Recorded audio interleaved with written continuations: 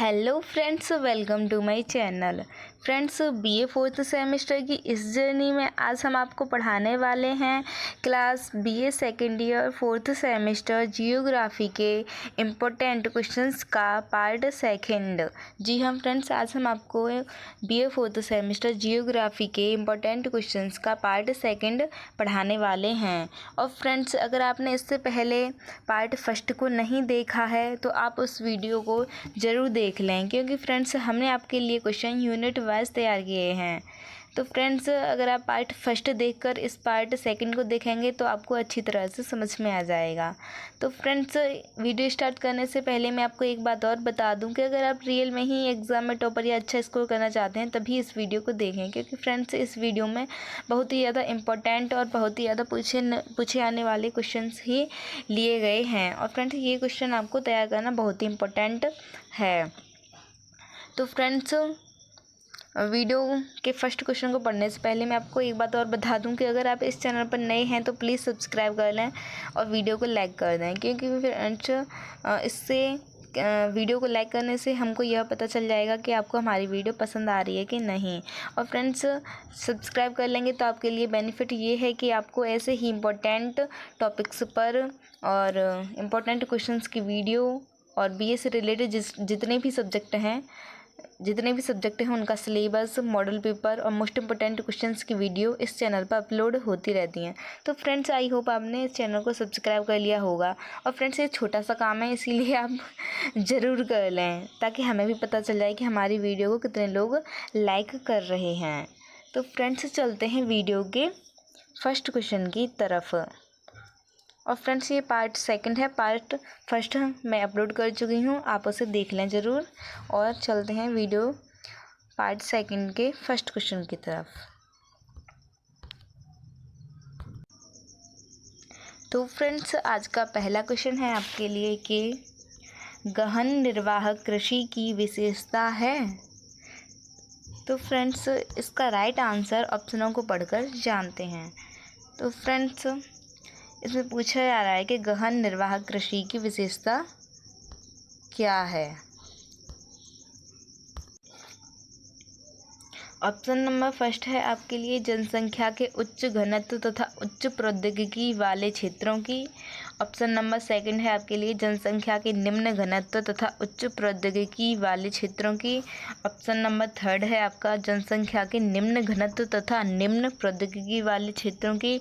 Option number fourth है आपके लिए जनसंख्या के उच्च घनत्व तथा निम्न प्रौद्योगिकी वाले क्षेत्रों की। तो फ्रेंड्स, इसका राइट आंसर है कि जनसंख्या के उच्च घनत्व तथा निम्न प्रौद्योगिकी वाले क्षेत्रों की। तो इसका राइट आंसर हो जाएगा ऑप्शन नंबर डी।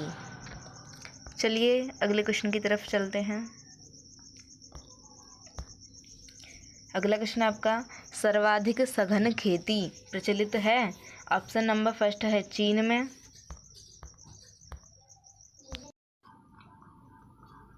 तो फ्रेंड्स, आपका अगला क्वेश्चन है कि सर्वाधिक सघन खेती प्रचलित है। ऑप्शन नंबर फर्स्ट है चीन में। ऑप्शन नंबर टू है भारत में। ऑप्शन नंबर थ्री है इंडोनेशिया में।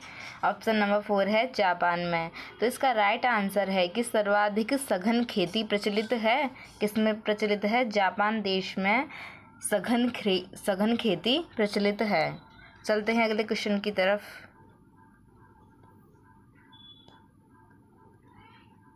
आपकी सुविधा के लिए इसे थोड़ा मैं जूम कर दूं।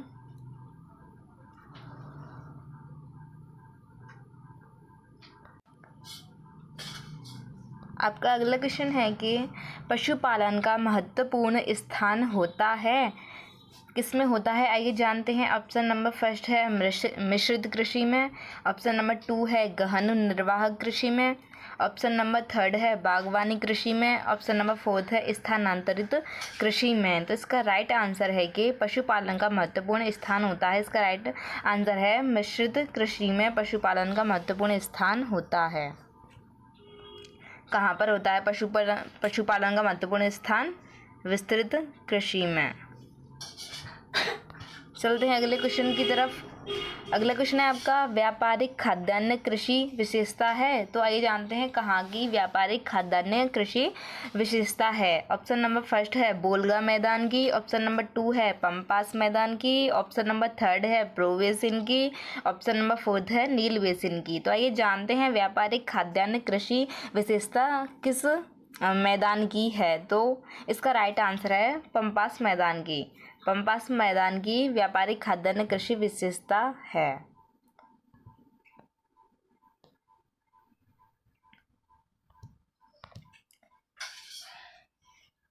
ये क्वेश्चन पूछ रहा है कि विस्तृत कृषि में क्या होता है।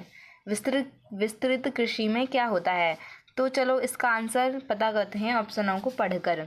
फर्स्ट ऑप्शन है आपका, प्रति व्यक्ति उत्पादन कम होता है, प्रति व्यक्ति उत्पादन अधिक होता है, प्रति व्यक्ति खेतों का आकार छोटा होता है, कृषि भूमि कम होती है तथा जनसंख्या अधिक होती है। तो इसका राइट आंसर है कि प्रति व्यक्ति उत्पादन अधिक होता है। विस्तृत कृषि में क्या होता है, प्रति व्यक्ति उत्पादन अधिक होता है। आई होप आप इन क्वेश्चनों को नोट करते जा रहे होंगे। अगला क्वेश्चन है आपका कि अर्जेंटीना में घास के मैदान को क्या कहते हैं।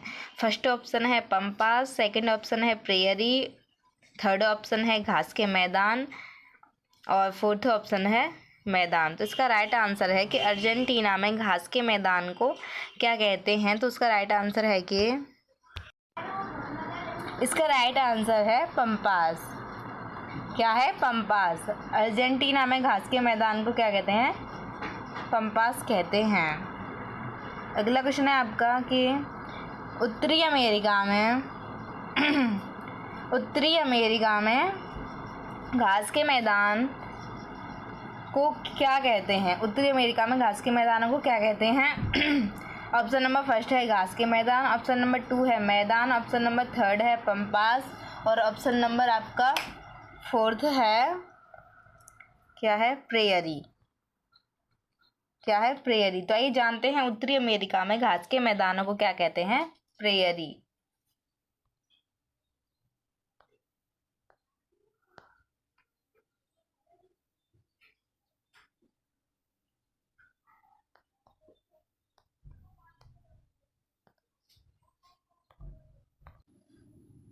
अगला क्वेश्चन है आपका कि निम्न में से कौन भूमध्य सागरीय कृषि प्रदेश के अंतर्गत नहीं है।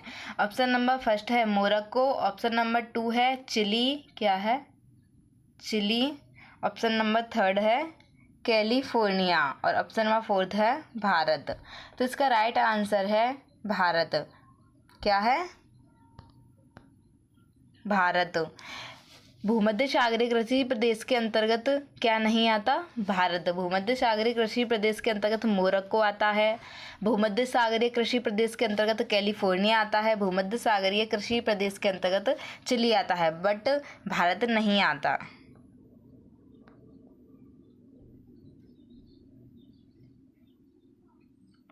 अगला क्वेश्चन है आपका कि निम्नलिखित में से कौन सा कथन गलत है। तो चलिए ऑप्शनों को पढ़ते हैं।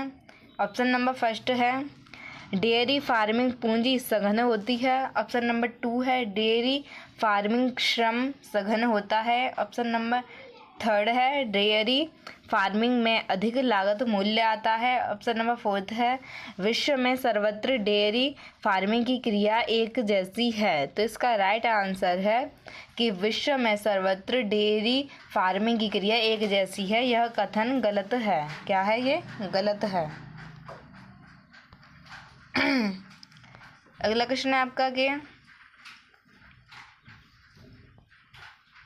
आर्थिक भूगोल की अध्ययन विधियां हैं। आर्थिक भूगोल की अध्ययन विधियां हैं। फर्स्ट विधि है क्रमबद्ध विधि, सेकंड ऑप्शन है स्थानिक विधि, थर्ड ऑप्शन है सैद्धांतिक विधि, ऑप्शन नंबर 4 है उपर्युक्त सभी। तो इसका राइट आंसर है सभी। आर्थिक भूगोल की अध्ययन विधियां हैं। आर्थिक भूगोल की अध्ययन की विधियां स्थानिक विधि, क्रमबद्ध विधि, सैद्धांतिक विधि, ये तीनों विधियां आर्थिक भूगोल के अध्ययन की विधियां हैं। अगला क्वेश्चन है आपका कि आर्थिक भूगोल के प्रतिरूप को प्रभावित करते हैं। आपका क्वेश्चन कह रहा है कि आर्थिक भूगोल के प्रतिरूप को प्रभावित करते हैं। ऑप्शन नंबर फर्स्ट है प्राकृतिक संसाधन, ऑप्शन नंबर 2 है मानवीय संसाधन, ऑप्शन नंबर 3 है तकनीक, ऑप्शन नंबर 4 है उपर्युक्त सभी। तो इसका राइट आंसर है उपर्युक्त सभी। आर्थिक भूगोल के प्रतिरूप को प्राकृतिक संसाधन, मानवीय संसाधन, तकनीक, ये तीनों ही प्रभावित करते हैं। अगला क्वेश्चन है आपका कि उत्तरी अमेरिका के प्रेयरी मैदानों में की जाने वाली कृषि है। क्या बोल रहा है क्वेश्चन के उत्तरी अमेरिका के प्रेयरी मैदानों में की जाने वाली कृषि है। ऑप्शन नंबर फर्स्ट है विशिष्ट पशुपालन, ऑप्शन नंबर 2 है विशिष्ट बागाती कृषि, ऑप्शन नंबर 3 है व्यापारिक खाद्यान्न कृषि, ऑप्शन नंबर 4 है व्यापारिक डेयरी फार्मिंग। तो इसका राइट आंसर है कि व्यापारिक खाद्यान्न कृषि। उत्तरी अमेरिका के प्रेयरी मैदानों में कौन सी कृषि की जाती है? व्यापारिक खाद्यान्न कृषि। उत्तरी अमेरिका के जो प्रेयरी मैदान हैं उसमें व्यापारिक खाद्यान्न कृषि की जाती है। अगला क्वेश्चन है आपका कि कौन सा क्षेत्र भूमध्य सागरीय कृषि प्रदेश में शामिल नहीं है। ऑप्शन नंबर फर्स्ट है आपका फ्रांस, ऑप्शन नंबर 2 है हंगरी, ऑप्शन नंबर 3 है कैलिफोर्निया, ऑप्शन नंबर 4 है इटली। तो इसका राइट आंसर है कि हंगरी। जी हाँ फ्रेंड्स, हंगरी जो देश है, हंगरी जो प्रदेश है वह भूमध्य सागरीय कृषि प्रदेश में शामिल नहीं है। भूमध्य सागरीय कृषि प्रदेश में फ्रांस शामिल है, भूमध्य सागरीय कृषि प्रदेश में कैलिफोर्निया शामिल है और इटली भी भूमध्य सागरीय कृषि प्रदेश में शामिल है। बट हंगरी भूमध्य सागरीय कृषि प्रदेश में शामिल नहीं है। अगला क्वेश्चन है आपका कि व्यापारिक बागाती कृषि निम्न में से किस क्षेत्र में नहीं होती है। आपको बताना है कि व्यापारिक बागाती कृषि जो है वह निम्न में से किस क्षेत्र में नहीं होती है। ऑप्शन नंबर फर्स्ट है Latin America, option number second है दक्षिण पूर्वी अफ्रीका, ऑप्शन नंबर 3 है अफ्रीका, ऑप्शन नंबर 4 है दक्षिण पश्चिमी एशिया। तो इसका राइट आंसर है दक्षिणी पश्चिमी एशिया। व्यापारिक बागाती कृषि जो है वह दक्षिणी पूर्वी एशिया में नहीं की जाती। व्यापारिक बागाती कृषि लैटिन अमेरिका में की जाती है, व्यापारिक बागाती कृषि दक्षिण पूर्वी एशिया में नहीं की जाती और दक्षिण पूर्वी अफ्रीका और अफ्रीका लैटिन अमेरिका में की जाती है। अगला क्वेश्चन है आपका कि चावल विहीन गहन निर्वाहन कृषि क्षेत्र कहते हैं, किसको कहते हैं? आइए ऑप्शनों को पढ़कर पता करते हैं। फर्स्ट ऑप्शन है आपका शुष्क खेत कृषि, सेकंड ऑप्शन है नम खेत कृषि, थर्ड ऑप्शन है तर खेत कृषि, फोर्थ ऑप्शन है पठारी क्षेत्र। तो इसका राइट आंसर है शुष्क खेत कृषि। चावल विहीन गहन कृषि क्षेत्र को क्या कहते हैं? शुष्क खेत कृषि। चावल विहीन गहन निर्वाहन कृषि को क्या कहते हैं? शुष्क खेत कृषि। तो इसका राइट आंसर हो जाएगा ऑप्शन नंबर फर्स्ट। अगला क्वेश्चन है आपका कि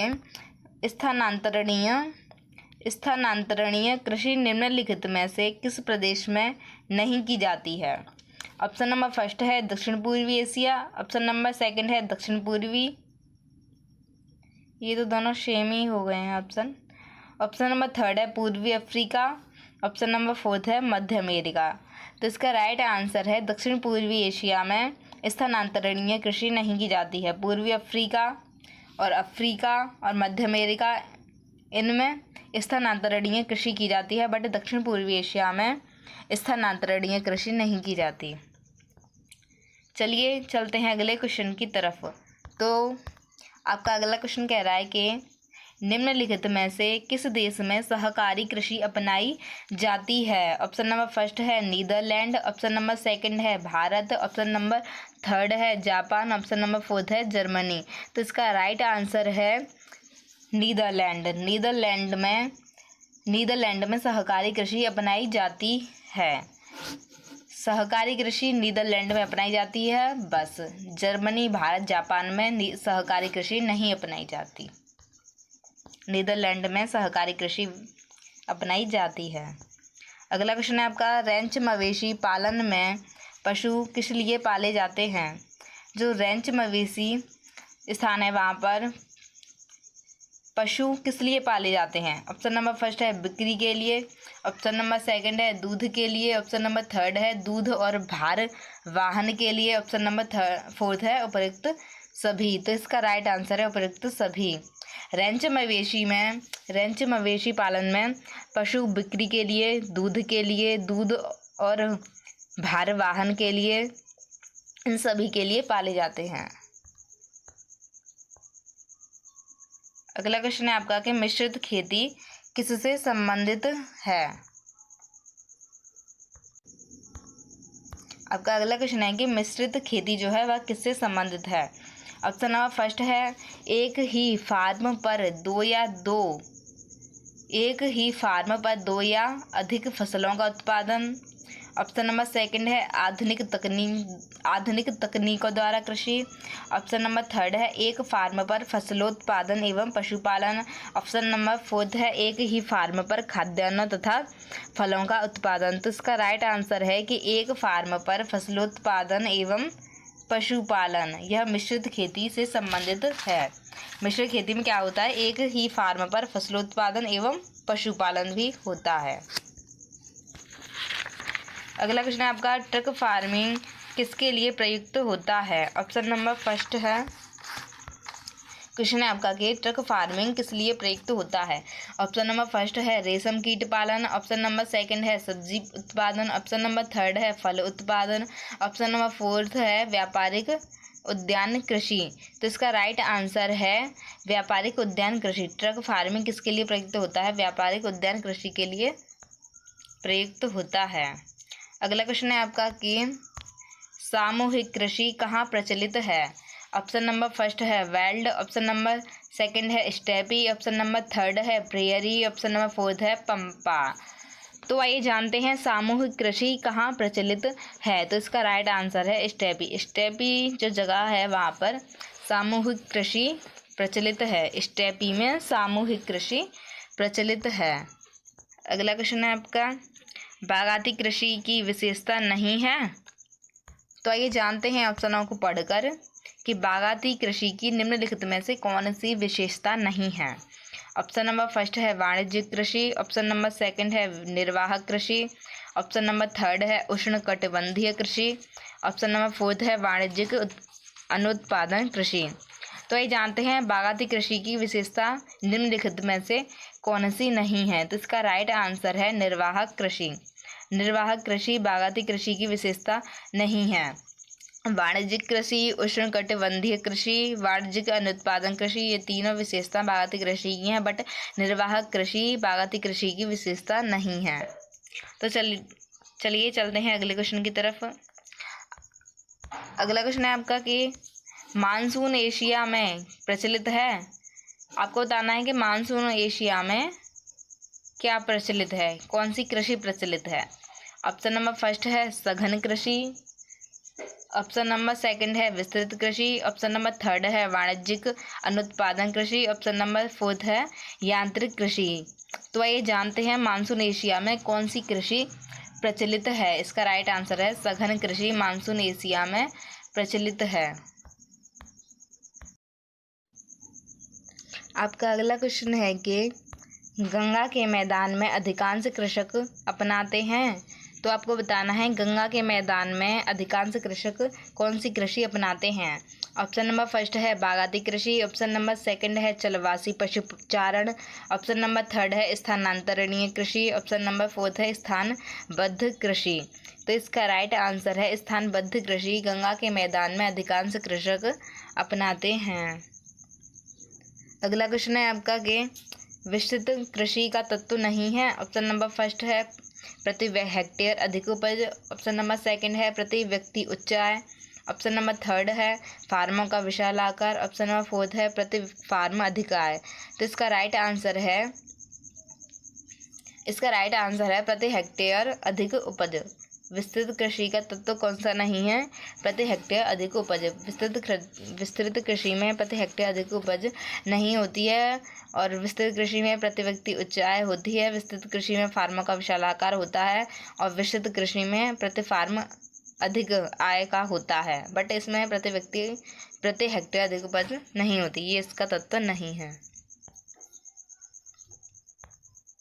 अगला क्वेश्चन है आपका कि वेनेजुएला में स्थानांतरणीय कृषि को किस नाम से पुकारते हैं? ऑप्शन नंबर फर्स्ट है कॉनको, ऑप्शन नंबर सेकंड है कोमिले, ऑप्शन नंबर थर्ड है बरवेका, ऑप्शन नंबर फोर्थ है मिल्पा। तो आइए जानते हैं वेनेजुएला में स्थानांतरणीय कृषि को किस नाम से पुकारते हैं। तो इसका राइट आंसर है कॉनको। वेनेजुएला में स्थानांतरणीय कृषि को कॉनको नाम से पुकारते हैं।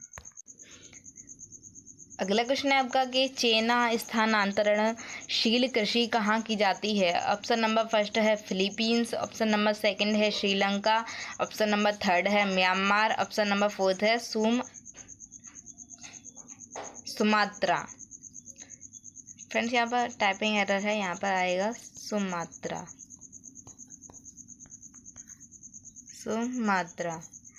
तो वही जानते हैं चेना स्थानांतरणीय कृषि कहाँ की जाती है। तो इसका राइट आंसर है श्रीलंका। श्रीलंका में चेना स्थानांतरणीय कृषि की जाती है। कहाँ पे की जाती है?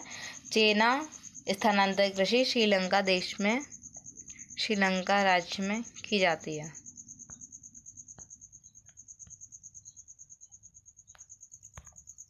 अगला क्वेश्चन है आपका कि डरवेंट हिटलेसी ने विश्व को कितने कृषि प्रदेशों में वर्गीकृत किया? ऑप्शन नंबर फर्स्ट है 10, ऑप्शन नंबर सेकंड है 11, ऑप्शन नंबर थर्ड है 13, ऑप्शन नंबर फोर्थ है 12। तो डरवेंट हिटलेसी ने विश्व को कितने कृषि प्रदेशों में वर्गीकृत किया? तो इसका राइट आंसर है 13। डरवेंट हिटलेसी ने विश्व को कृषि प्रदेशों में 13 भागों में वर्गीकृत किया। अगला क्वेश्चन है आपका कि हिटलेसी ने विश्व के कृषि प्रदेशों का वर्गीकरण कब प्रस्तुत किया? पहली ऑप्शन है 1930, सेकंड ऑप्शन है 1917, थर्ड ऑप्शन है 1936, फोर्थ ऑप्शन है 1889। तो इसका राइट आंसर है 1936 में हिटलेसी ने विश्व के कृषि प्रदेशों का वर्गीकरण प्रस्तुत किया। कब किया? 1936 में, 1936 में। अगला क्वेश्चन है आपका सघन निर्वाहन कृषि क्षेत्र में शामिल नहीं है। सघन निर्वाह कृषि क्षेत्र में शामिल नहीं है, कौन सा देश शामिल नहीं है? आपको इसका आंसर ऐसे देखना है। फर्स्ट ऑप्शन है आपका चीन, सेकंड ऑप्शन है मलेशिया, थर्ड ऑप्शन है भारत, फोर्थ ऑप्शन है मैक्सिको। तो इसका राइट आंसर है मैक्सिको। मैक्सिको में सघन निर्वाह कृषि नहीं की जाती है। चीन, मलेशिया, भारत में सघन निर्वाह कृषि की जाती है, बट मैक्सिको में सघन निर्वाहन कृषि नहीं की जाती। अगला क्वेश्चन है आपका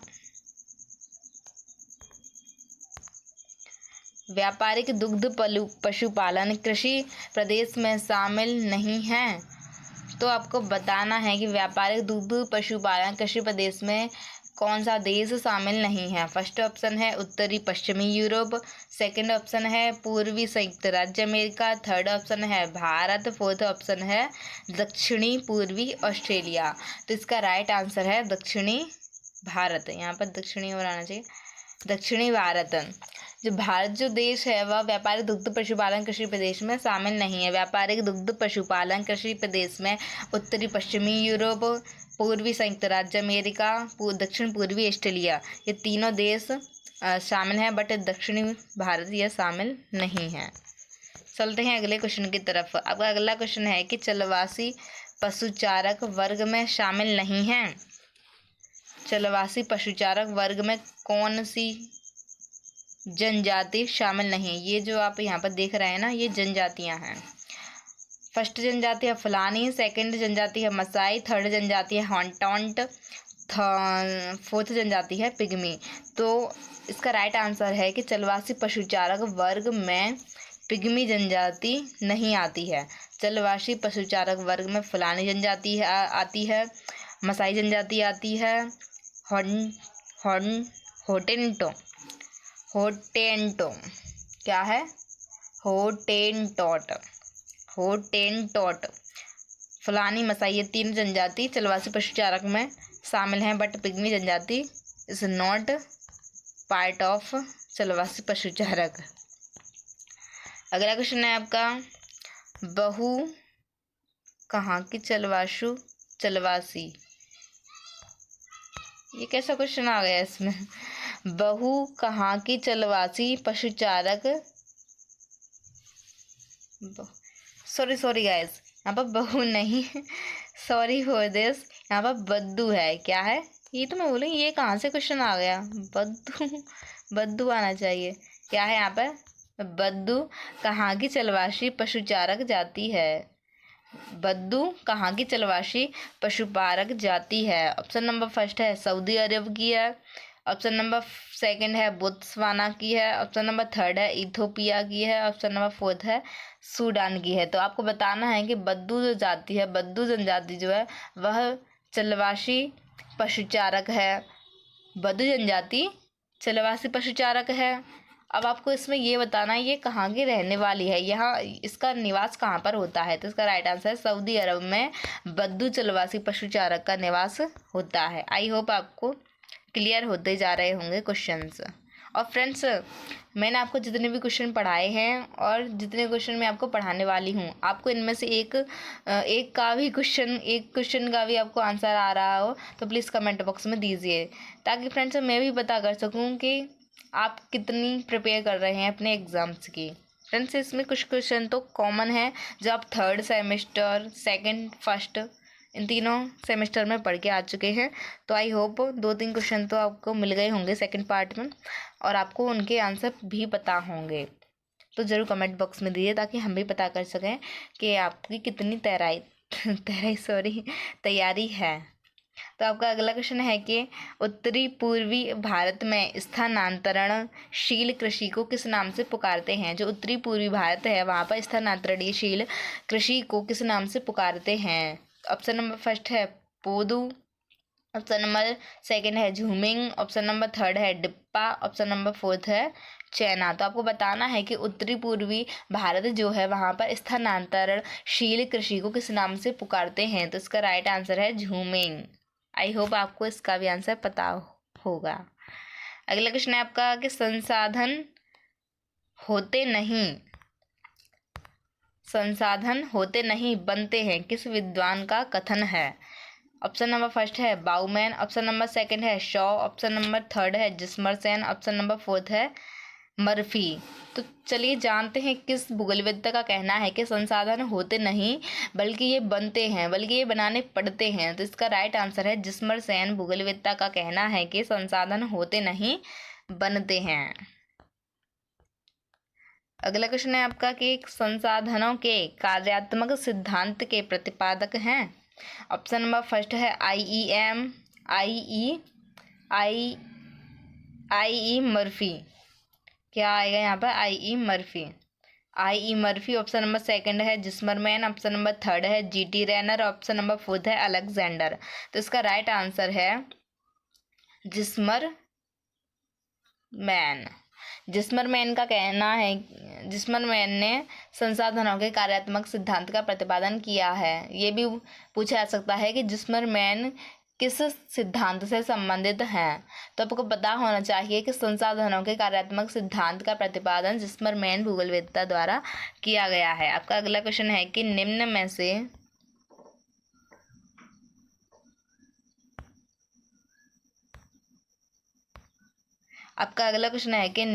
से कौन सा एक जैविकीय संसाधन नहीं है। ऑप्शन नंबर फर्स्ट है ऊन, ऑप्शन नंबर सेकंड है जल, ऑप्शन नंबर थर्ड है लकड़ी, ऑप्शन नंबर फोर्थ है मक्का। तो आपको इसमें बताना है कि निम्न में से कौन सा एक जैविकीय संसाधन नहीं है। तो इसका राइट आंसर है जल जैविकीय संसाधन नहीं है। जैविकीय संसाधन की कैटेगरी में जल नहीं आता है। जैविकीय संसाधन की कैटेगरी में ऊन आती है, लकड़ी आती है, मक्का आती है। चलिए चलते हैं अगले क्वेश्चन की तरफ। आपका अगला क्वेश्चन है कि निम्नलिखित में से कौन सा नवीनीकरणीय संसाधन है। ऑप्शन नंबर फर्स्ट है कोयला, ऑप्शन नंबर सेकंड है पेट्रोलियम, ऑप्शन नंबर थर्ड है रेडियम, ऑप्शन नंबर फोर्थ है जल। तो इसका राइट आंसर है जल। जल जो है वह नवीनीकरणीय संसाधन है। अगला क्वेश्चन है आपका, विश्व में सन 2025 तक अनुमानित पॉपुलेशन कितनी हो सकती है। तो आपको बताना है कि विश्व में सन 2025 तक अनुमानित पॉपुलेशन कितनी हो सकती है। तो इसका राइट आंसर है ऑप्शन नंबर ए। विश्व में सन 2025 तक कितनी अनुमानित पॉपुलेशन हो सकती है, इसका राइट आंसर है ऑप्शन नंबर ए। तो चलिए चलते हैं अगले क्वेश्चन की तरफ। आपका अगला क्वेश्चन है कि निम्नलिखित में से कौन सा संसाधन क्षय है। ऑप्शन नंबर फर्स्ट है कृषि योग्य भूमि, ऑप्शन नंबर सेकंड है वायुमंडलीय ऑक्सीजन, ऑप्शन नंबर थर्ड है प्राकृतिक वन, ऑप्शन नंबर फोर्थ है खनिज संसाधन। तो आपको बताना है कि निम्नलिखित में से कौन सा संसाधन क्षय है। तो इसका राइट आंसर है वायुमंडलीय नहीं, इसका राइट आंसर है खनिज संसाधन। क्या है, कौन सा संसाधन क्षय है, खनिज संसाधन। कृषि योग्य भूमि, वायुमंडलीय ऑक्सीजन, प्राकृतिक वन ये अक्षय हैं और क्षय संसाधन है खनिज संसाधन। चलिए चलते हैं अगले क्वेश्चन की तरफ फटाफट। अगला क्वेश्चन है आपका, निम्नलिखित में से कौन सा अक्षय संसाधन है। ऑप्शन नंबर फर्स्ट है महासागरीय नमक, ऑप्शन नंबर सेकंड है भूगर्भ में खनिज, ऑप्शन नंबर थर्ड है मिट्टी की उर्वरकता, ऑप्शन नंबर फोर्थ है प्राकृतिक वन। तो आपको इसमें बताना है कि कौन सा संसाधन अक्षय है। तो इसका राइट आंसर है महासागरीय नमक, यह अक्षय है। और क्षय भूगर्भ में खनिज भी है, मिट्टी की उर्वरता ये क्षय में आती है, प्राकृतिक वन भी क्षय में आते हैं, बट अक्षय में क्या आता है, महासागरीय नमक। चलिए चलते हैं अगले क्वेश्चन की तरफ। ये क्वेश्चन मैंने आपके लिए अलग से नोट डाउन किया है कि भारत की सबसे कच्ची बस्ती का नाम क्या है, धारावी। भारत की सबसे कच्ची बस्ती का नाम क्या है, धारावी। अगला क्वेश्चन है आपका कि निम्नलिखित में से कौन सा संसाधन सनातनी नहीं है। ऑप्शन नंबर फर्स्ट है भूगर्भ में खनिज, ऑप्शन नंबर सेकंड है प्राकृतिक वन, ऑप्शन नंबर थर्ड है मिट्टी की उर्वरकता, ऑप्शन नंबर फोर्थ है नदी जल। तो आपको बताना है कि कौन सा संसाधन सनातनी नहीं है। तो इसका राइट आंसर प्राकृतिक वन। सनातनी भूगर्भ में खनिज है, मिट्टी की उर्वरकता, नदी जल है, बट प्राकृतिक वन ये संसाधन सनातनी नहीं है। अगला क्वेश्चन है आपका कि संसाधनों के संदर्भ में निम्नलिखित में से कौन सा कथन सही है। आपको बताना है कि संसाधनों के संदर्भ में निम्नलिखित में से कौन सा कथन सही है।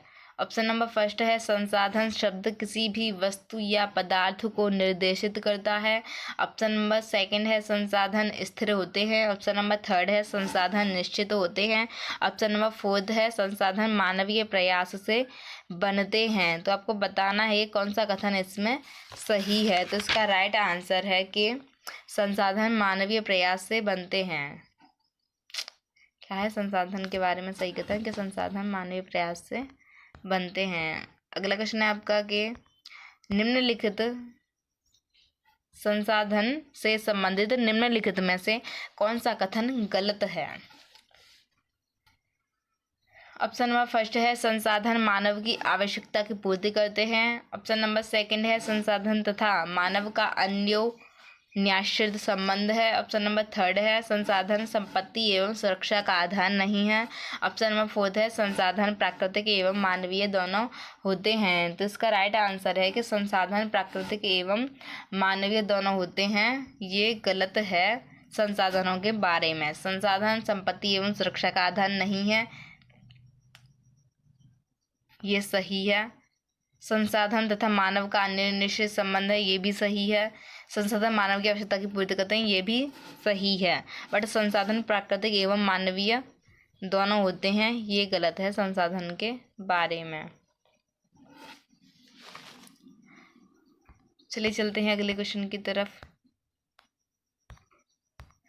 तो आपका क्वेश्चन पूछ रहा है कि संसाधन के संदर्भ में निम्नलिखित में से कौन सा कथन सही है। ऑप्शन नंबर फर्स्ट है संसाधन एक स्थैतिक विचारधारा है। ऑप्शन नंबर सेकंड है संसाधन एक गतिशील विचारधारा है। ऑप्शन नंबर थर्ड है संसाधन दृश्यनीय होते हैं। ऑप्शन नंबर फोर्थ है संसाधन स्पर्शनीय होते हैं। तो इसका राइट आंसर है कि संसाधन एक गतिशील विचारधारा है। संसाधन के संदर्भ में क्या कथन सही है कि संसाधन एक गतिशील विचारधारा है। चलिए चलते हैं अगले क्वेश्चन की तरफ। संसाधन का अर्थ किसी उद्देश्य की प्राप्ति करना है। यह उद्देश्य व्यक्तिगत आवश्यकता तथा सामाजिक उद्देश्यों की पूर्ति करता है। उक्त परिभाषा निम्नलिखित में से किस भूगोलविद की है। ऑप्शन नंबर फर्स्ट है हंटिंगटन। ऑप्शन नंबर सेकंड है मर्फी। ऑप्शन नंबर थर्ड है जिस्मरमैन की। ऑप्शन नंबर फोर्थ है चिशोल्म की। तो इसका राइट आंसर है जिस्मरमैन की। जिस्मरमैन का कहना है कि संसाधन का अर्थ किसी उद्देश्य की प्राप्ति करना है। यह उद्देश्य व्यक्तिगत आवश्यकताओं तथा सामाजिक उद्देश्यों की पूर्ति करता है। अगला क्वेश्चन है आपका कि निम्न में से किस समूह में सभी ऊर्जा स्रोत नवीकरणीय होते हैं। ऑप्शन नंबर फर्स्ट है जल शक्ति, सौर ऊर्जा, जैव गैस। ऑप्शन नंबर सेकंड है सौर ऊर्जा, जल शक्ति, कोयला। ऑप्शन नंबर थर्ड है पेट्रोल, जैव गैस, सौर ऊर्जा। ऑप्शन नंबर फोर्थ है कोयला, पेट्रोल, जल शक्ति। तो आपको बताना है कि किस समूह में सभी ऊर्जा स्रोत नवीकरणीय हैं। तो इसका राइट आंसर है जल शक्ति, सौर ऊर्जा, जैव गैस, ये नवीकरणीय स्रोत हैं। अगला क्वेश्चन है आपका कि भूगर्भ में टिन अयस्क निम्नलिखित में से कौन सा संसाधन है। भूगर्भ में टिन अयस्क निम्नलिखित में से कौन सा संसाधन है। तो आपको बताना है कौन सा संसाधन है। तो ऑप्शन नंबर फर्स्ट है सर्वसुलभ। ऑप्शन नंबर सेकंड है विरल सुलभ। ऑप्शन नंबर थर्ड है सामान्य सुलभ। ऑप्शन नंबर फोर्थ है एकत्र संसाधन। तो आपका राइट आंसर है विरल सुलभ। भूगर्भ में जो टिन अयस्क पाया जाता है वह कौन सा संसाधन है, विरल सुलभ। अगला क्वेश्चन है आपका निम्नलिखित संसाधनों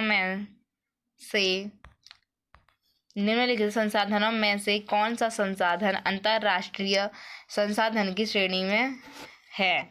ऑप्शन नंबर फर्स्ट है कृषि योग्य भूमि। ऑप्शन नंबर सेकंड है वन्य क्षेत्र। ऑप्शन नंबर थर्ड है वायु मंडलीय ऑक्सीजन। ऑप्शन नंबर फोर्थ है खनिज क्षेत्र। तो आपको बताना है कि कौन सा संसाधन अंतरराष्ट्रीय संसाधन की श्रेणी में आता है। तो इसका राइट आंसर है वायुमंडलीय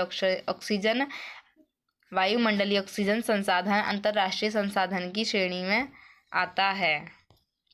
अगला क्वेश्चन है आपका निम्नलिखित में से कौन सा संसाधन अंतरराष्ट्रीय संसाधन नहीं है। ऑप्शन नंबर फर्स्ट है सूर्यतप। ऑप्शन नंबर सेकंड है वर्षा। ऑप्शन नंबर थर्ड है खनिज संसाधन। ऑप्शन नंबर फोर्थ है वायुमंडलीय ऑक्सीजन। तो आपको बताना है कि निम्नलिखित में से कौन सा संसाधन अंतरराष्ट्रीय संसाधन नहीं है। तो इसका राइट आंसर है खनिज संसाधन। अगला क्वेश्चन है आपका विश्व में सबसे कम जनसंख्या वाला देश है। विश्व में सबसे कम जनसंख्या वाला देश कौन सा है। ऑप्शन नंबर फर्स्ट है चाइना। ऑप्शन नंबर सेकंड है इंडिया। ऑप्शन नंबर थर्ड है यूएसए। ऑप्शन नंबर फोर्थ है रशिया। तो इसका राइट आंसर है रशिया में सबसे कम जनसंख्या पाई जाती है। इसी से रिलेटेड आपको ये वाला क्वेश्चन भी देखने को मिल रहा है कि विश्व में बढ़ती जनसंख्या का घटता हुआ क्रम है। तो फर्स्ट ऑप्शन है China, India, USA, Indonesia, Brazil, Pakistan, Russia. Option number second है Russia, Pakistan, Brazil, Indonesia, USA, India, China. Option number third है China, USA, Indonesia, Brazil, Pakistan, Russia, China. Option number fourth है China, India, Brazil, Pakistan, Indonesia, USA. तो इसका right answer है कि विश्व में घटती जनसंख्या का सही क्रम कौन सा है? तो चाइना एंड लास्ट में रशिया। जी हाँ फ्रेंड्स, इसका राइट आंसर है ये वाला फर्स्ट ऑप्शन।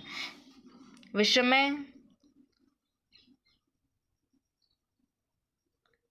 बढ़ती जनसंख्या का घटता क्रम।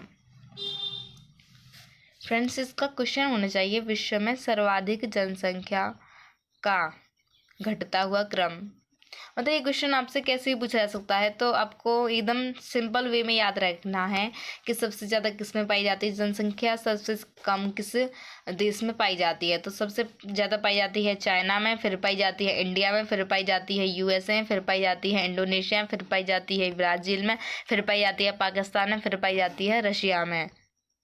आई होप आपने नोट कर लिया होगा और जो भी कन्फ्यूजन हुआ होगा वो मैंने आपको क्लियर कर दिया है और आपको भी क्लियर हो गया होगा। अगला क्वेश्चन है आपका कि संसाधनों के संरक्षण की आवश्यकता क्यों अनुभव की जाती है? ऑप्शन नंबर फर्स्ट है जनसंख्या विस्फोट, ऑप्शन नंबर सेकंड है अंधाधुंध विदोहन, ऑप्शन नंबर थर्ड है आगामी पीढ़ियों की आवश्यकता की आपूर्ति, भविष्य की चिंता, ऑप्शन नंबर फोर्थ है उपर्युक्त सभी।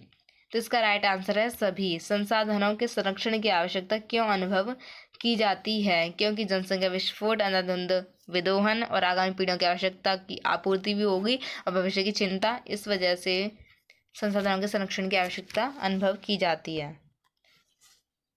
अगला क्वेश्चन है आपका कि अजैविक संसाधनों में आप किसको शामिल नहीं करेंगे? ऑप्शन नंबर फर्स्ट है धातुएं, ऑप्शन नंबर सेकंड है घास के मैदान, ऑप्शन नंबर थर्ड है वायु, ऑप्शन नंबर फोर्थ है खनिज संसाधन। तो आपको बताना है कि अजैविक संसाधनों में आप किसे शामिल नहीं करेंगे। तो इसका राइट आंसर है घास के मैदान। क्या है? घास के मैदान अजैविक संसाधनों में आएंगे। अगला क्वेश्चन है आपका संसाधनों के अभाव को दूर करने का क्या उपाय है? संसाधनों का जो अभाव है उसे दूर करने का क्या उपाय है? तो ऑप्शन फर्स्ट है विकल्पों का उपयोग, ऑप्शन नंबर सेकंड है अत्यधिक उत्पादन, ऑप्शन नंबर थर्ड है सीमित उपयोग, ऑप्शन नंबर फोर्थ है उपर्युक्त सभी। तो इसका राइट आंसर है उपर्युक्त सभी। संसाधनों के अभाव को दूर करने का क्या उपाय है? विकल्पों का उपयोग, अत्यधिक उत्पादन, सीमित उपयोग। यही संसाधनों के अभाव को दूर करने का एकमात्र उपाय है। अगला क्वेश्चन है आपका कि विरल संसाधनों में निम्नलिखित में से कौन सा तत्व शामिल नहीं है? ऑप्शन नंबर फर्स्ट है प्राकृतिक गैस, ऑप्शन नंबर सेकंड है प्लेटिनम, ऑप्शन नंबर थर्ड है सोना, ऑप्शन नंबर फोर्थ है मिट्टी। तो आपको बताना है कि विरल संसाधनों में निम्नलिखित में से कौन सा तत्व शामिल नहीं है? तो इसका राइट आंसर है मिट्टी। मिट्टी विरल संसाधनों में शामिल नहीं है। विरल संसाधनों में प्राकृतिक गैस, विरल संसाधनों में सोना, प्राकृतिक गैस, प्लेटिनम शामिल हैं, बट मिट्टी विरल संसाधनों में शामिल नहीं है।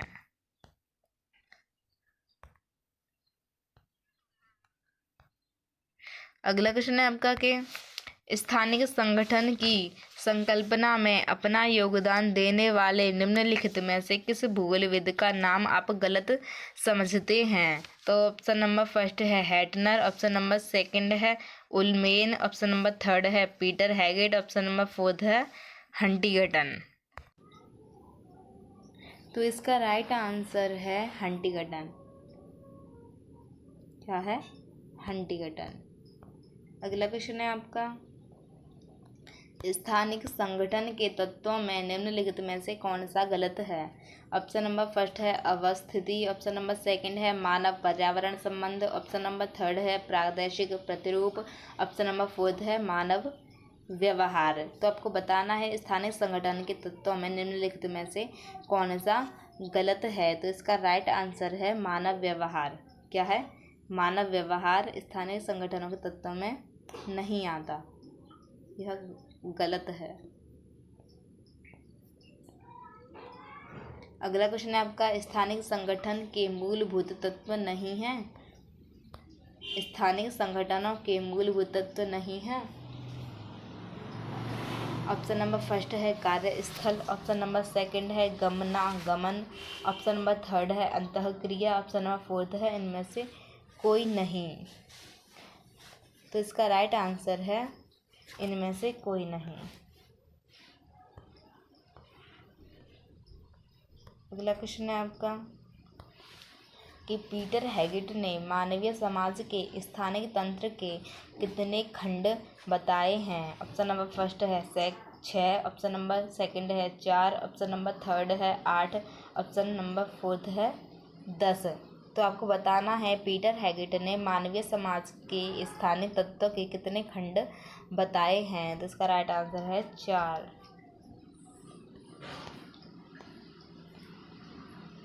अगला क्वेश्चन है आपका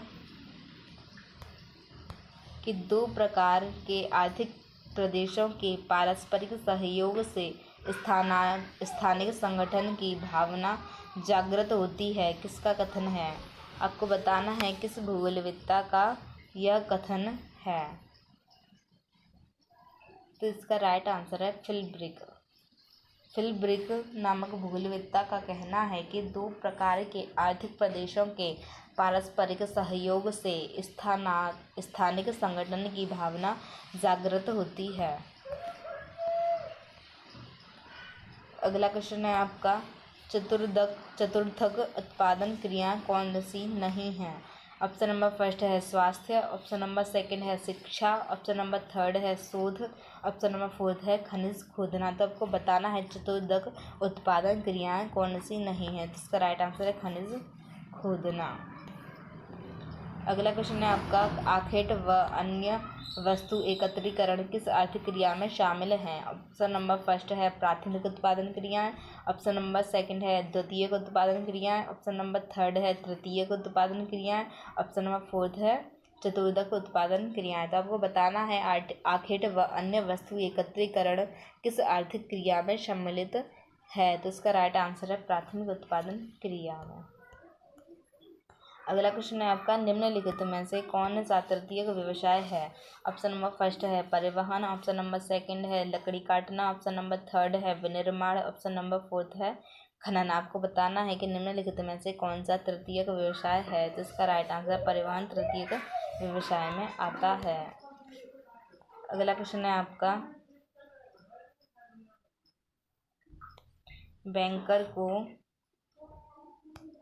बैंकर को आप निम्नलिखित में से किस उत्पादन क्रिया के श्रमिक वर्ग में शामिल करेंगे। तो ऑप्शन नंबर फर्स्ट है गुलाबी कॉलर, ऑप्शन नंबर सेकंड है सफ़ेद कॉलर, ऑप्शन नंबर थर्ड है नीला कॉलर और ऑप्शन नंबर फोर्थ है सुनहरी कॉलर। तो आपको बताना है कि बैंकर जो है बैंकर है उसे आप किस श्रमिक वर्ग में शामिल करेंगे। तो इसका राइट आंसर है गुलाबी कॉलर में। किस में करेंगे? गुलाबी कॉलर श्रमिक वर्ग में। अगला क्वेश्चन है आपका कि जनांक की संक्रमण सिद्धांत किसने दिया था। जनांक की संक्रमण सिद्धांत के प्रतिपादक कौन है। ऑप्शन नंबर फर्स्ट है थॉमसन, ऑप्शन नंबर सेकंड है ब्लास, ऑप्शन नंबर थर्ड है कुमारी सैंपल, ऑप्शन नंबर फोर्थ है रेडचेल। इसका राइट आंसर है थॉमसन। थॉमसन भूगोलविद्ता ने जनांक की संक्रमण सिद्धांत प्रतिपादित किया था। अगला क्वेश्चन है आपका कि सुनहरी कॉलर निम्नलिखित में से कौन है। आपको बताना है कि सुनहरी कॉलर निम्नलिखित में से कौन है।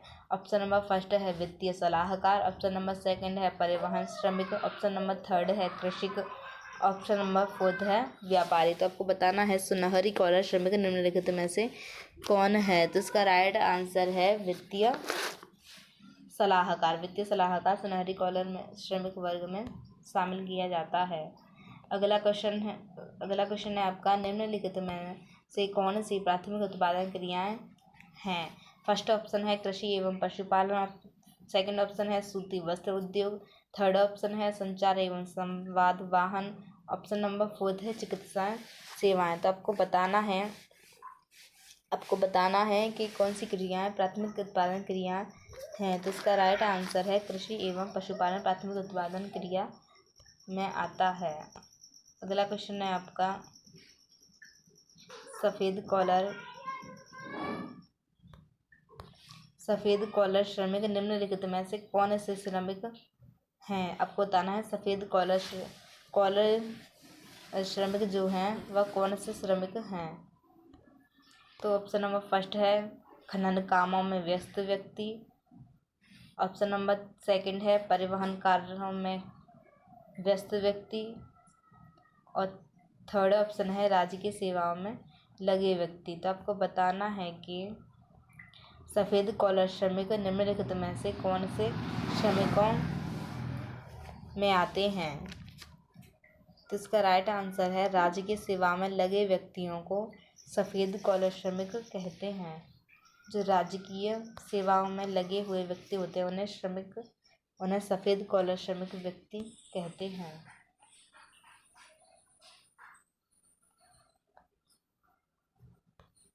अगला क्वेश्चन है आपका निम्नलिखित में से कौन सा सामाजिक वानिकी का नहीं है। आपको बताना है निम्नलिखित में से कौन सा उद्देश्य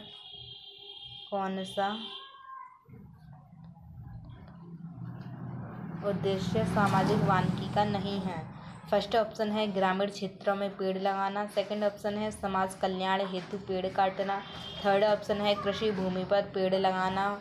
फोर्थ ऑप्शन है नगरों में पेड़ लगाना। तो इसका राइट आंसर है नगरों में पेड़ लगाना सामाजिक वानिकी का उद्देश्य है। सामाजिक वानिकी का क्या उद्देश्य है? नगरों में पेड़ लगाना।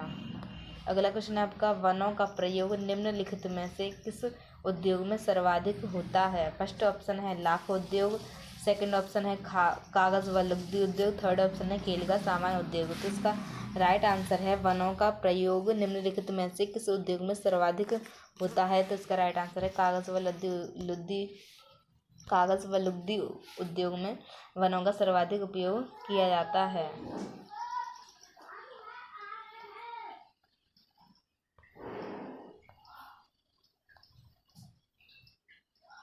अगला क्वेश्चन है आपका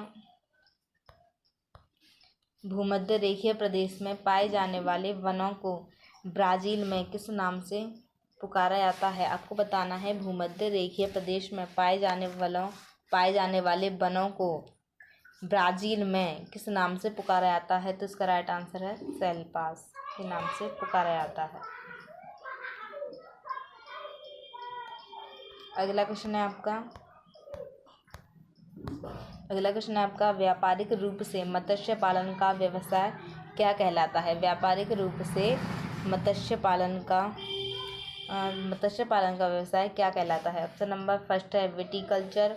ऑप्शन नंबर सेकंड है एपीकल्चर। ऑप्शन नंबर थर्ड है सेरीकल्चर। ऑप्शन नंबर फोर्थ है पेसिकल्चर। तो आपको बताना है व्यापारिक रूप से मछलियों का व्यवसाय क्या कहलाता है। तो फ्रेंड्स इसका राइट आंसर है व्यापारिक रूप से मत्स्य पालन का व्यवसाय पिसीकल्चर कहलाता है। अगला क्वेश्चन है आपका प्लैंकटन क्या है। प्लैंकटन क्या है। ऑप्शन नंबर फर्स्ट है वन है। ऑप्शन नंबर सेकंड है कृत्रिम उपग्रह है। ऑप्शन नंबर थर्ड है समुद्री मछलियों का भोजन है। ऑप्शन नंबर फोर्थ है धूमकेतु है। तो आपको बताना है कि प्लैंकटन क्या है।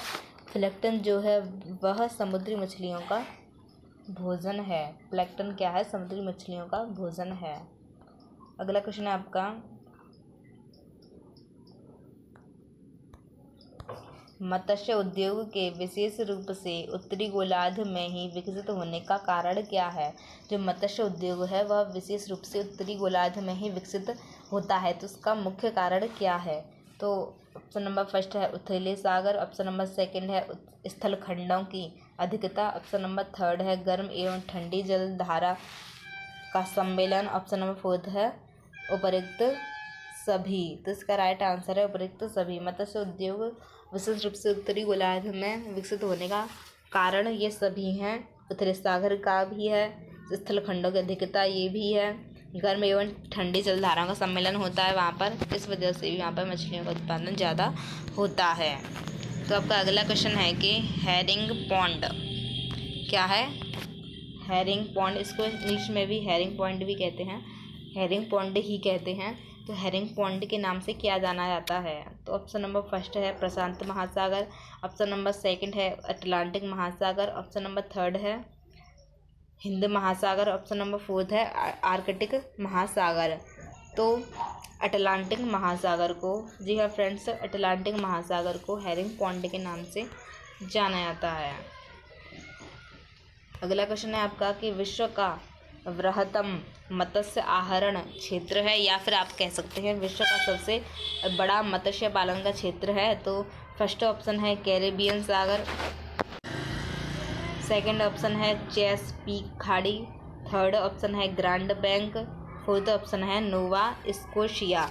तो आपको बताना है विश्व का बृहत्तम मत्स्य आहरण क्षेत्र कौन सा है? Grand bank. अगला क्वेश्चन है आपका विश्व के प्रमुख मत्स्य ग्रहण क्षेत्रों में सम्मिलित नहीं है। आपने जाना अभी सम्मिलित क्या है और अब जानना है आपको सम्मिलित क्या नहीं है। फर्स्ट ऑप्शन है पश्चिम प्रशांत महासागर, सेकंड ऑप्शन है उत्तर पश्चिम अटलांटिक महासागर, थर्ड ऑप्शन है उत्तर पूर्वी अटलांटिक महासागर, फोर्थ ऑप्शन है दक्षिण हिंद महासागर। तो आपको बताना है विश्व के प्रमुख मत्स्य ग्रहण क्षेत्रों में सम्मिलित नहीं है। तो इसका राइट आंसर है दक्षिणी हिंद महासागर। यह विश्व के प्रमुख मत्स्य ग्रहण क्षेत्रों में सम्मिलित नहीं है। इसके अलावा पश्चिम प्रशांत महासागर, उत्तर पश्चिम अटलांटिक महासागर, उत्तर पूर्वी अटलांटिक महासागर, ये सभी मत्स्य ग्रहण क्षेत्र में सम्मिलित हैं, बट दक्षिणी हिंद महासागर यह मत्स्य ग्रहण क्षेत्र में सम्मिलित नहीं है। आइए चलते हैं अगले क्वेश्चन की तरफ। आपका अगला क्वेश्चन है कि मीठे जल की मछलियों को पकड़ने वाला प्रमुख महाद्वीप कौन सा है? तो आपका फर्स्ट ऑप्शन है अफ्रीका, सेकंड ऑप्शन है एशिया, थर्ड ऑप्शन है उत्तरी अमेरिका, फोर्थ ऑप्शन है ऑस्ट्रेलिया। तो आपको बताना है कि मीठे जल की मछलियों को पकड़ने वाला प्रमुख महाद्वीप कौन सा है? तो इसका राइट आंसर है एशिया। एशिया जो देश है एशिया जो महाद्वीप है वह मीठे जल की मछलियों को पकड़ने वाले प्रमुख महाद्वीपों में आता है। अगला क्वेश्चन है आपका जो मछलियाँ समुद्री जल की सतह पर या उनके निकट रहती हैं क्या कहलाती हैं? तटीय मछलियाँ, सेकंड ऑप्शन है पेलेजिक, थर्ड ऑप्शन है तटीय, फोर्थ ऑप्शन है उपर्युक्त सभी। तो आपको बताना है कि जो मछलियाँ समुद्री जल की सतह पर या उनके निकट रहती हैं उन्हें क्या कहते हैं? तो इसका राइट आंसर है पेलेजिक। जो मछलियाँ समुद्र के जल की सतह पर रहती हैं या फिर उनके निकट रहती हैं उनको क्या कहते हैं? पेलेजिक। अगला क्वेश्चन है आपका मानव के भोजन में निम्नलिखित में से किस सामुद्रिक जीव का उल्लेखनीय स्थान है? ऑप्शन नंबर फर्स्ट है मागर, ऑप्शन नंबर सेकंड है प्लेकट, ऑप्शन नंबर थर्ड है मूंगा और ऑप्शन नंबर फोर्थ है मछली। क्या है?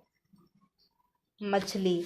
तो आपको बताना है मानव के भोजन में निम्नलिखित में से किस सामुद्रिक जीव का उल्लेखनीय स्थान है? तो इसका राइट आंसर है मछली का।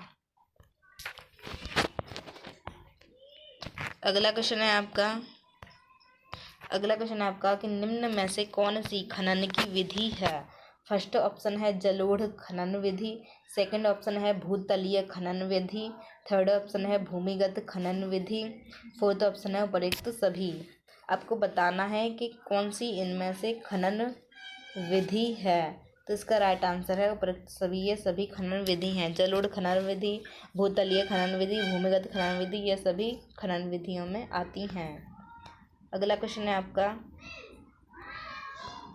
खनिजों की पहचान उसके किस गुण से होती है? ऑप्शन नंबर फर्स्ट है भौतिक, ऑप्शन नंबर सेकंड है रासायनिक, ऑप्शन नंबर थर्ड है अ तथा ब दोनों, ऑप्शन नंबर फोर्थ है इनमें से कोई नहीं। तो आपको बताना है कि खनिजों की पहचान निम्नलिखित में से उनके किस गुण के कारण होती है? तो इसका राइट आंसर है अ तथा ब दोनों, भौतिक और रासायनिक दोनों गुणों द्वारा खनिजों की पहचान होती है।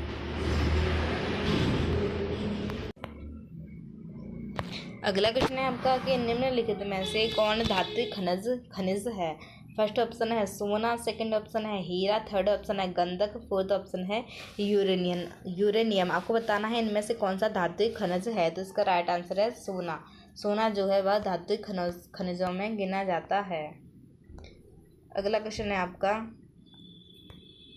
कि निम्नलिखित में से किस खनिज में लोहे का अंश नहीं पाया जाता। आपको बताना है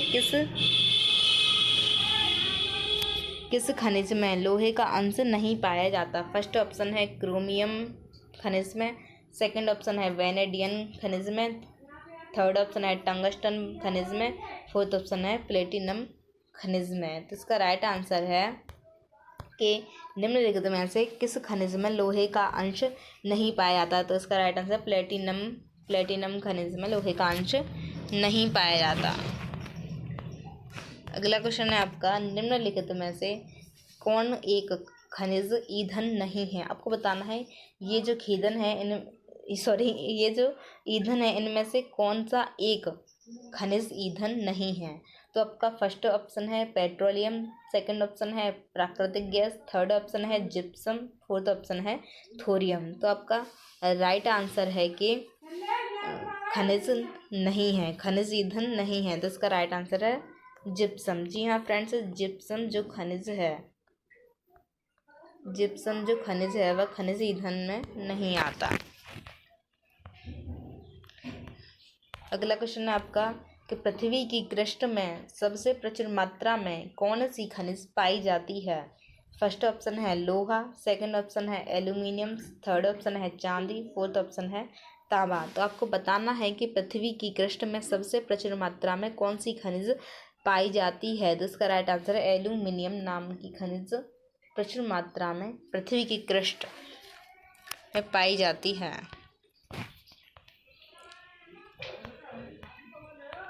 अगला क्वेश्चन आपका फ्रांस का लॉरेंस प्रदेश प्रसिद्ध है।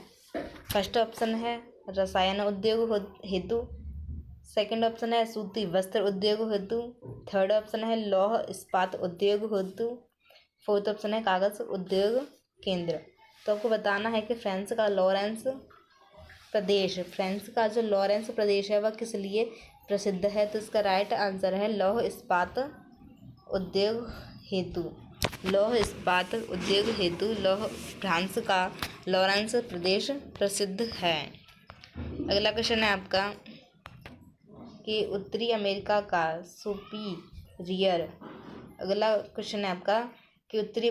सुपीरियर झील का क्षेत्र प्रसिद्ध है। आपको बताना है उत्तरी अमेरिका जो सुपीरियर झील है वह किस लिए प्रसिद्ध है। फर्स्ट ऑप्शन है लौह अयस्क भंडार, सेकंड ऑप्शन है कोयला भंडार, थर्ड ऑप्शन है सोना भंडार, फोर्थ ऑप्शन है यूरेनियम भंडार। तो आपको बताना है जो उत्तरी अमेरिका का सुपीरियर झील है वह किसके लिए प्रसिद्ध है। तो इसका राइट आंसर है लौह अयस्क भंडार। अगला क्वेश्चन है आपका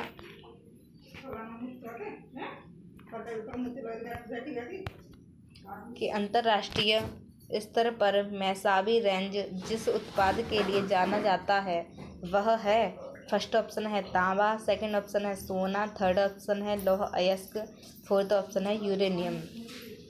तो इसका राइट आंसर है लौह अयस्क अंतर्राष्ट्रीय स्तर पर मैसाबी रेंज उत्पाद के लिए जाना जाता है, लौह अयस्क।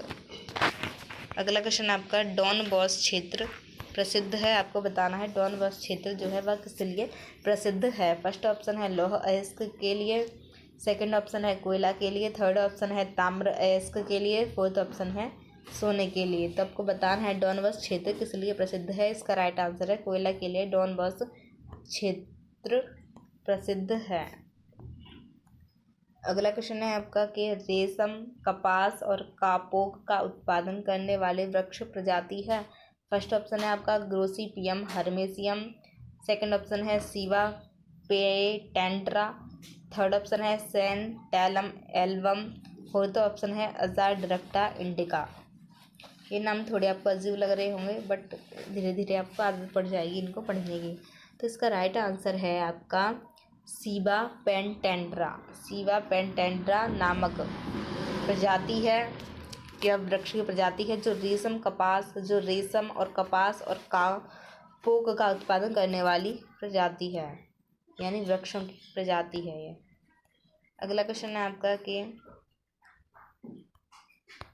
स्थानीय निवासियों के लाभ के लिए पारंपरिक वन क्षेत्र यानी सरकारी एवं गैर सरकारी भूमि पर के बाहर की भूमि पर की गई वानिकी कहलाती है। यानी आपको बताना है कि जो स्थानीय निवासियों के लाभ के लिए पारंपरिक वन क्षेत्र के बाहर भूमि पर की गई वानिकी क्या कहलाती है। ऑप्शन नंबर फर्स्ट है औद्योगिक वानिकी, सेकंड ऑप्शन है रासायनिक वानिकी, थर्ड ऑप्शन है वाणिज्यिक वानिकी, फोर्थ ऑप्शन है सामुदायिक वानिकी। तो इसका राइट आंसर है सामुदायिक वानिकी। क्या कहलाती है वो? सामुदायिक वानिकी। अगला क्वेश्चन है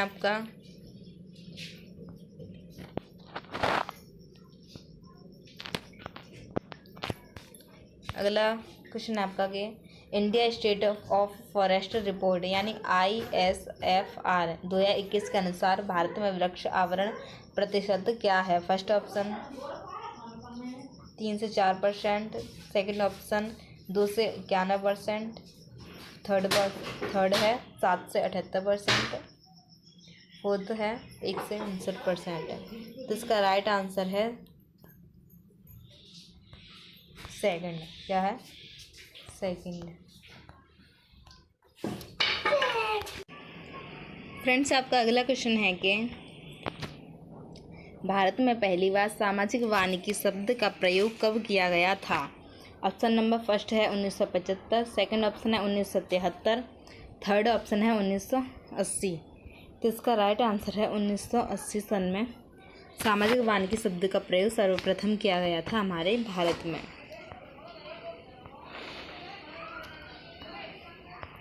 अगला क्वेश्चन है आपका, किस प्रकार के जंगलों में आमतौर पर चीड़ प्रकार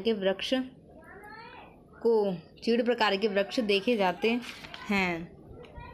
तो आपको बताना है कि किस प्रकार के जंगलों में। फर्स्ट ऑप्शन है उपोष्ण कटिबंधीय शुष्क सदाबहार वन में, सेकंड ऑप्शन है उपोष्ण कटिबंधीय पर्वतीय वन में, थर्ड ऑप्शन है समशीतोष्ण पर्वतीय वन में, फोर्थ ऑप्शन है आर्द्र पर्वतीय वन में। तो इसका राइट आंसर है समशीतोष्ण पर्वतीय वनों में आमतौर पर चीड़ प्रकार के वृक्ष देखे जाते हैं। अगला क्वेश्चन है आपका कि निम्नलिखित में से किस वन के प्रकार को मानसूनी वन कहा जाता है। फर्स्ट ऑप्शन है भूमध्य रेखीय वनों को, वर्षा वनों को, पर्णपाती वनों को। तो इसका राइट आंसर है पर्णपाती वनों को मानसूनी वन कहा जाता है। अगला क्वेश्चन है आपका, निम्नलिखित में से कौन सा वृक्ष कांटेदार प्रकार के वन का एक उदाहरण नहीं है। फर्स्ट ऑप्शन है खैर, सेकंड ऑप्शन है कौकड़, थर्ड ऑप्शन है क्यूल, फोर्थ ऑप्शन है रक्तचंदन। तो इसका राइट आंसर है रक्तचंदन। कांटेदार प्रकार के वन का एक उदाहरण नहीं है रक्तचंदन। और कांटेदार पाए जाते हैं, कांटे वाले जो वन है वो है खैर भी है, खैर वृक्ष भी उन्हीं में आता है, कौकड़ भी, क्यूरी। इन तीनों प्रकार के वृक्षों में कांटे पाए जाते हैं, बट रक्तचंदन में कांटे नहीं पाए जाते। अगला क्वेश्चन है आपका,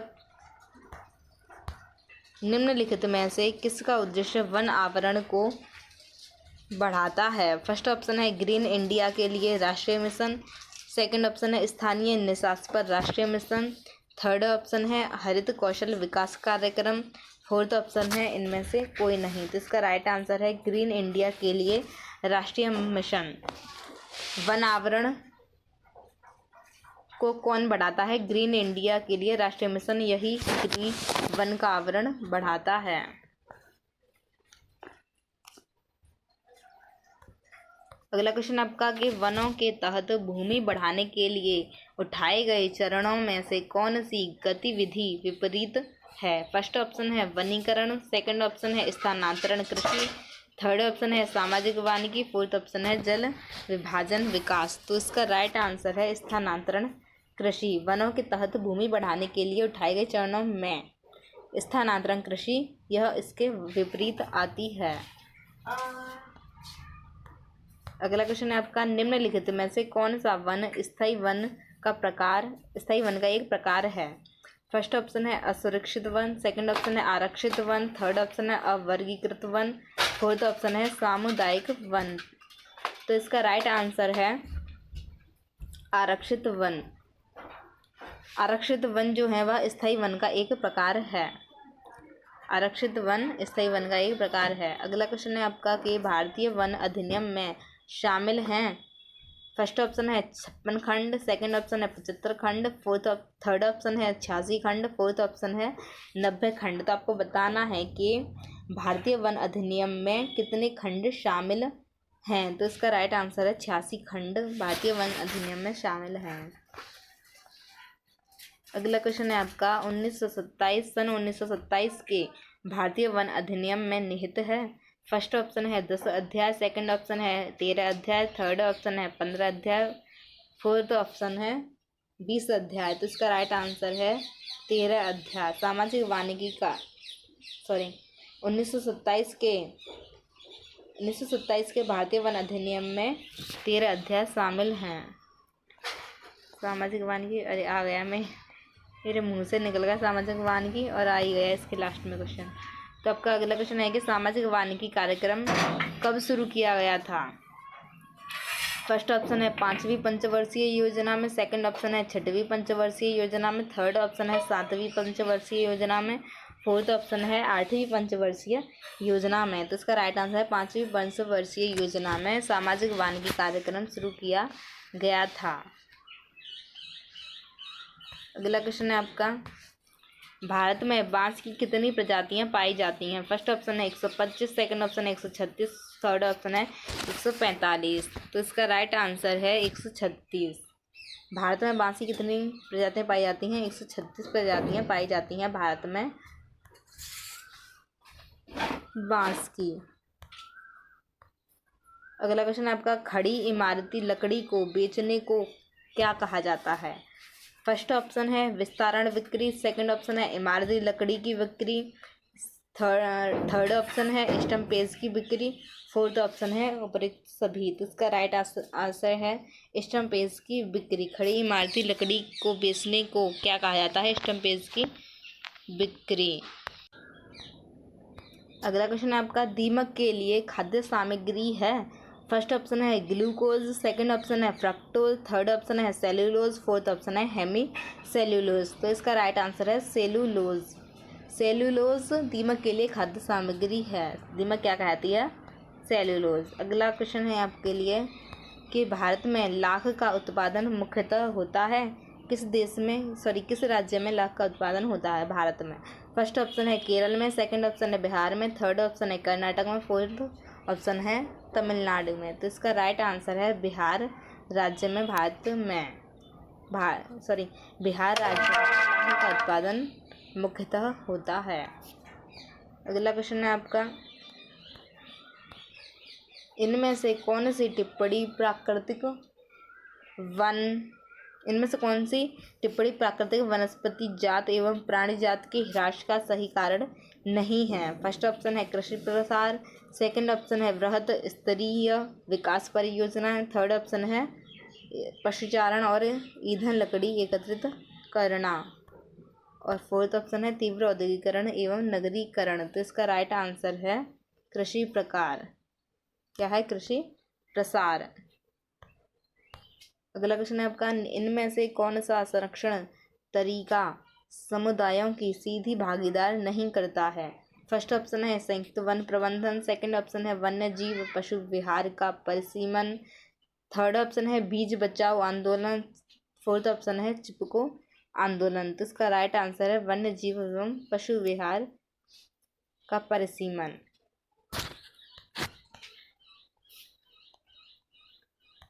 अगला क्वेश्चन है आपका किस राज्य ने संयुक्त वन प्रबंधन का पहला प्रस्ताव कब पास किया। फर्स्ट ऑप्शन है छत्तीसगढ़ ने 1986 में किया, सेकंड ऑप्शन है उड़ीसा ने 1988 में किया, थर्ड ऑप्शन है बिहार ने 1982 में किया, फोर्थ ऑप्शन है महाराष्ट्र ने 1990 में किया। तो इसका राइट आंसर है उड़ीसा ने 1988 में। उड़ीसा ने सन 1988 में संयुक्त वन प्रबंधन का पहला प्रस्ताव पास किया था।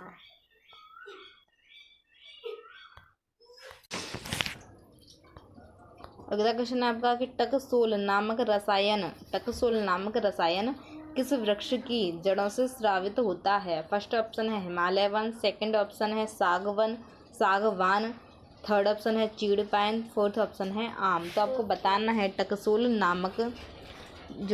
नामक रसायन है वह किस वृक्ष की जड़ों से स्रावित होता है? इसका राइट आंसर है हिमालय वनों से। अगला क्वेश्चन है आपका कि भारतीय अंतरिक्ष कार्यक्रम के जनक कौन थे?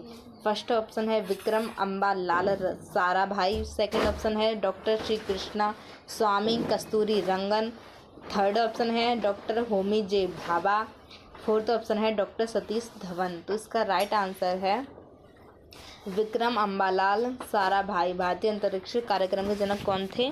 विक्रम अम्बालाल साराभाई।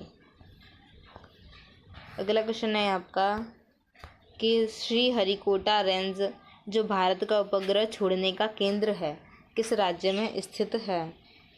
फर्स्ट ऑप्शन है महाराष्ट्र, सेकंड ऑप्शन है तमिलनाडु, थर्ड ऑप्शन है आंध्र प्रदेश, फोर्थ ऑप्शन है केरल। तो इसका राइट आंसर है आंध्र प्रदेश। श्रीहरिकोटा रेंज जहाँ से भारत के उपग्रह छोड़े जाते हैं वह किस राज्य में स्थित है? आंध्र प्रदेश में स्थित है। अगला क्वेश्चन है आपका कि भारत ने अपने किस प्रथम उपग्रह द्वारा अंतरिक्ष युग में प्रवेश किया? तो फर्स्ट ऑप्शन है भास्कर के प्रक्षेपण से, सेकंड ऑप्शन है आर्यभट्ट के प्रक्षेपण से, थर्ड ऑप्शन है अग्नि के प्रक्षेपण से, फोर्थ ऑप्शन है कपल के प्रक्षेपण से। तो इसका राइट आंसर है आर्यभट्ट के प्रक्षेपण से। भारत ने आर्यभट्ट के प्रक्षेपण से अंतरिक्ष युग में प्रवेश किया था। अगला क्वेश्चन है आपका कि भारत का पहला रिमोट सेंसिंग सैटेलाइट क्षेत्र कहाँ से गया था? फर्स्ट ऑप्शन है बीकानेर से, सेकंड ऑप्शन है फ्रेंच गुयाना से, थर्ड ऑप्शन है श्रीहरिकोटा से, फोर्थ ऑप्शन है केप कैनेडी से। तो इसका राइट आंसर है बीकानेर से गया था।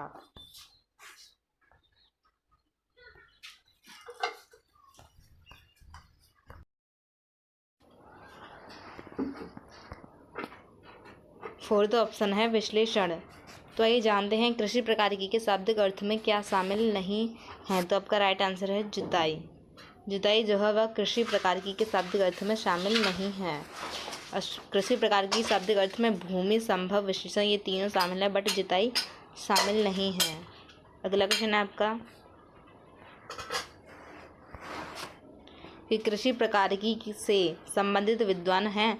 फर्स्ट ऑप्शन है क्रेशोविकी, सेकंड ऑप्शन है ऑर्थर होम्स, थर्ड ऑप्शन है सुविंदर सिंह, फोर्थ ऑप्शन है एलन सैम्पल। तो आपका राइट आंसर है क्रेशोविकी विद्वान जो है वह कृषि प्रकारकी से संबंधित विद्वान हैं।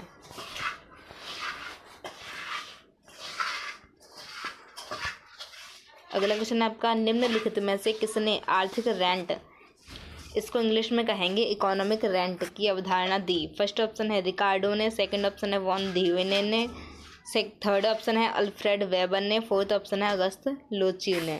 तो इसका राइट आंसर है रिकार्डो ने। रिकार्डो भूगोलवेत्ता ने आर्थिक रेंट की अवधारणा दी थी।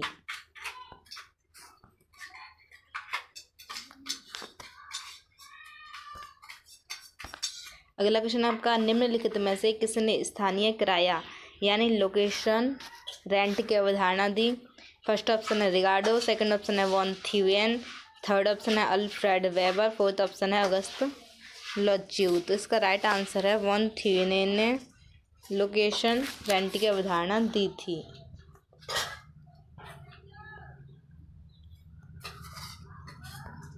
अगला क्वेश्चन आपका वॉन थ्यूवेन मॉडल है। फर्स्ट ऑप्शन है कृषि भूमि उपयोग मॉडल, सेकंड ऑप्शन है शहरी भूमि उपयोग मॉडल, थर्ड ऑप्शन है ग्रामीण बंदोबस्त, फोर्थ ऑप्शन है औद्योगिक स्थानिक मॉडल। तो इसका राइट आंसर है कृषि भूमि उपयोग मॉडल वॉन थ्यूवेन मॉडल है।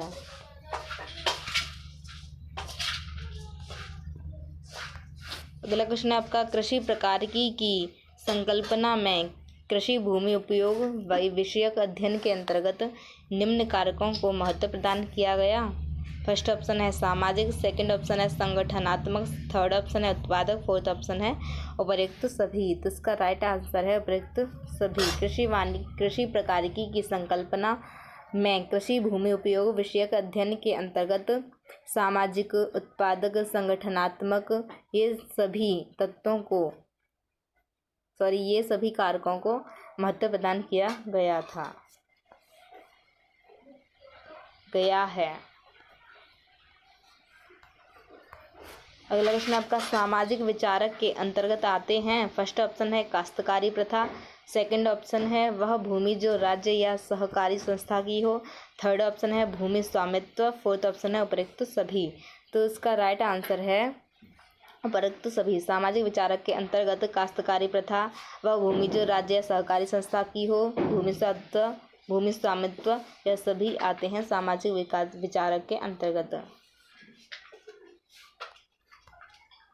अगला क्वेश्चन आपका संगठनात्मक विचारक के अंतर्गत नहीं आता है। फर्स्ट ऑप्शन है पशुपालन सघनता, सेकंड ऑप्शन है कृषि भूमि पर प्रयुक्त मशीनी शक्ति, थर्ड ऑप्शन है शक्ति भूमि उपयोग में गहनता, फोर्थ ऑप्शन है सदाबहार फसलें। तो इसका राइट आंसर है सदाबहार फसलें। संगठनात्मक विचारक के अंतर्गत नहीं आता है सदाबहार फसलें।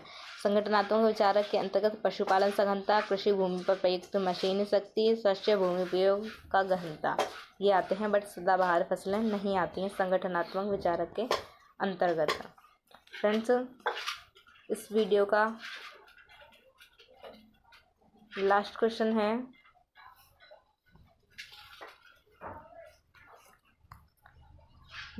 है आपका कि कृषि प्रकारिकी के निर्धारण कारकों को कितने समूहों में रखा है। फर्स्ट ऑप्शन है 4, सेकंड ऑप्शन है 5, थर्ड ऑप्शन है 6 और फोर्थ ऑप्शन है 7। तो इसका राइट आंसर है 4। कृषि प्रकारिकी के निर्धारण कारकों को 4 समूहों में रखा है। फ्रेंड्स, वीडियो के एंड तक बने रहने के लिए आपका बहुत बहुत धन्यवाद। और फ्रेंड्स, अगर आप इस वीडियो को यहाँ तक भी सीन कर रहे हैं तो फ्रेंड्स आपको ज़रूर ये वीडियो पसंद आ रही है और आपको ये वीडियो ज़रूर इन्फॉर्मेशन दे रही है। तो फ्रेंड्स, आप यहाँ तक वीडियो को ज़रूर देख रहे हैं तो प्लीज़ वीडियो को लाइक कर दें और सब्सक्राइब का बटन भी दबा दें, क्योंकि फ्रेंड्स आपका एक सब्सक्राइब करने से हमें बहुत ज़्यादा मोटिवेट देता है और हम आपके लिए ऐसे ही इम्पोर्टेंट वीडियोज़ ले आते हैं। तो फ्रेंड्स, आप वीडियो लाइक भी कर दें ताकि हमें भी पता चल जाए कि आपको हमारी वीडियो कैसी लगी। और फ्रेंड्स, आपको इन क्वेश्चनों में से आज मैंने आपको जितने भी क्वेश्चन कराए पार्ट सेकंड में, आपको इनमें से जितने भी क्वेश्चन आते हों आप उनको कमेंट में ज़रूर आंसर दें कि इस क्वेश्चन का आंसर ये है, और ये भी बताएं कि आपको इनमें से कितने क्वेश्चनों के आंसर आपको पता थे। तो फ्रेंड्स, आई होप आपको ये वीडियो अच्छी लगी है। तो फ्रेंड्स, ज़रूर लाइक कर दें, सब्सक्राइब भी कर दें और अपने उस फ्रेंड के साथ भी शेयर कर दें जिसके पास BA 4th सेमेस्टर में जियोग्राफी है। तो फ्रेंड्स, मिलते हैं अगली वीडियो में, तब तक के लिए नमस्कार, take care, bye bye. Thanks for watching my video.